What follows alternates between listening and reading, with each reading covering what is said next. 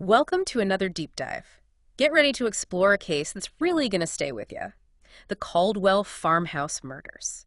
Talk about a mystery wrapped in an enigma. Right. It's not just a true crime story. It's like a puzzle with a bunch of missing pieces. Totally. 3 women found dead, a missing suspect. What happened? And that's exactly what we're going to try and figure out today. We're going to look at all the evidence we can find, news reports, interviews, you name it. We'll really try to get to the bottom of this. Explore their lives. The suspect, Mike Ballinger. The evidence that led to his, disappearance. Okay, so let's start at the beginning. Picture this. A farm in Caldwell, Idaho. Seems peaceful enough, right? Sounds idyllic. But this is where the bodies of those 3 women were found, each with a single gunshot wound to the head. Brutal. Absolutely brutal. One of the victims was Nadia Medley. She was 47, moved to the farm not that long ago from Ogden, Utah. She brought her teenage daughter, Peyton. And they were excited about this new life. Oh, yeah. She was posting all about it on social media. You can see how happy she was.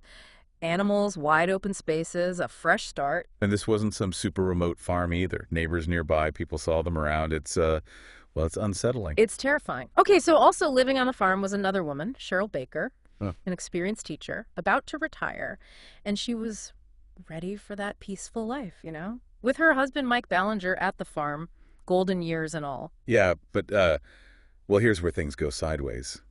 Cheryl didn't know Mike was leading, shall we say, a complicated life. Complicated. He was romantically involved with both Cheryl and Nadia at the same time. Can you believe that? So he moved Nadia and her daughter onto the property that his wife owned. How did he think he'd get away with that? That's Mike Ballinger.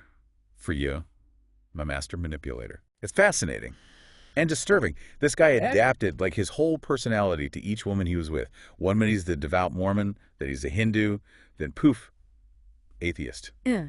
It makes you wonder, was it all an act? Was he just a con man? Or, I don't know, was there something else going on, something deeper? And what could make someone do something so awful? To get to that, we need to go deeper into his past, his relationships, what happened before the murders. It wasn't some heat of the moment thing either. This was planned. The pets were found dead inside the house. Well, I get it. Starved to death. And they hid the women's bodies in the hay shed, covered them with a tarp. That's premeditation, trying to buy time, to disappear. So how did it all fall apart? Silence. Friends and family stopped hearing from anyone at the farm. Nadia, usually posting online. Nothing. Peyton. No answers to messages. Even Mike's sons hadn't heard from him. So people started getting worried. Called for a welfare check. And on June 19th, deputies showed up. 10 days since anyone had heard from them. And it was a nightmare. Imagine walking into that. Yeah. Dead pets, total silence, and then the shed. Awful. 3 women, gone. A bullet to the head, bodies decomposing. Shocking for everyone. Investigators had no idea what to make of it at first. Who could do something like that? And why? But all signs pointed to one person. Mike Ballinger. The guy at the center of it all. The only problem, he was gone. Vanished. Brutal crime, a suspect, and then poof, he's gone. So, where do we go from here? Well, we gotta follow the trail of this vanishing act, and that's where we'll pick up next time. So Mike disappears. And he leaves behind, a mess. You'd think maybe he just snapped. That this was all, I don't know, some crime of passion.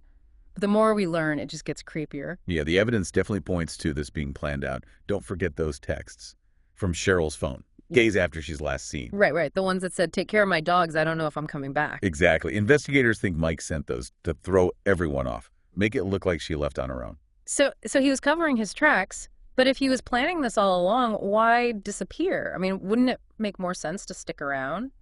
Act normal? Well, maybe disappearing was the plan. Remember, this guy reinvented himself a bunch of times already. Different wives, different religions. Poof, new identity. Maybe this was just the ultimate version of that. Okay, but how do you just disappear? Where do you even go? That's what made the manhunt so crazy. It was huge. Multiple states, tons of agencies. His face was everywhere. Billboards, the news, online. Every little tip, they chased it down. But it was like he was always a step ahead. Like he was a ghost. Yeah.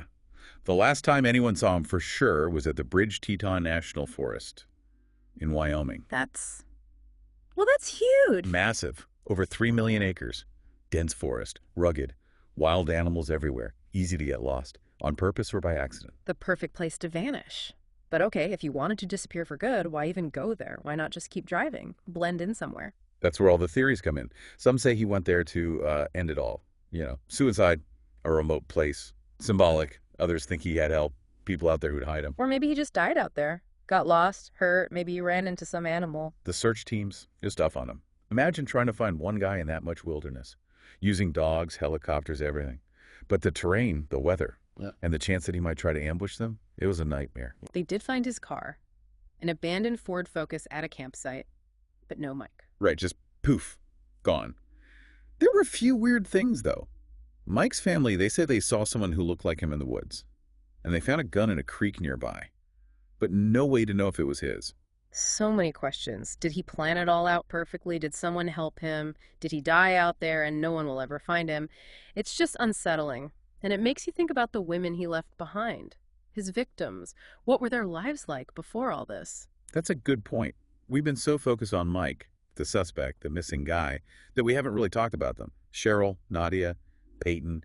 They were more than just victims. They had lives, hopes, dreams. It's time we remember that. It's important to remember the human cost of all this, not just the mystery. It's easy to get caught up in the mystery of it all, trying to figure out what happened to Mike. But we can't forget about Cheryl, Nadia, and Peyton. No, absolutely. They deserve to be remembered as more than just victims in a case file.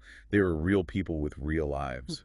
Exactly. Cheryl Baker, she spent her life teaching kids, over 30 years, at the Utah School for the Deaf and Blind. And she was amazing at it. She was dedicated. Always went above and beyond for her students. Everyone says so. There's even a memorial bench at the school dedicated to her. It really shows how much she meant to people. It's heartbreaking to think about what was lost. Yeah. And then there's Nadia, a single mom trying to make a good life for her and Peyton. You can see it in her posts, full of life, ready for anything. She was strong, independent, and she was clearly so excited about that farm, the fresh start. It's awful. And Peyton, gosh, she was just a kid, full of energy, had a YouTube channel, talked about everything, fashion, music. Life. Yeah. In one of her videos, she talked about not waiting for the perfect moment to do what you want. Because you never know what'll happen. Powerful. Especially considering what happened to her. It's like a reminder, Live your life to the fullest. Don't take things for granted. It's hard not to think about that. And this whole case, it reminds you that violence can happen anywhere, to anyone. And the fact that we still don't know what happened to Mike, it just adds to the feeling of unease. Totally. Was he a monster? Was there more to it? Did he die out there? Is he still out there somewhere, living a lie?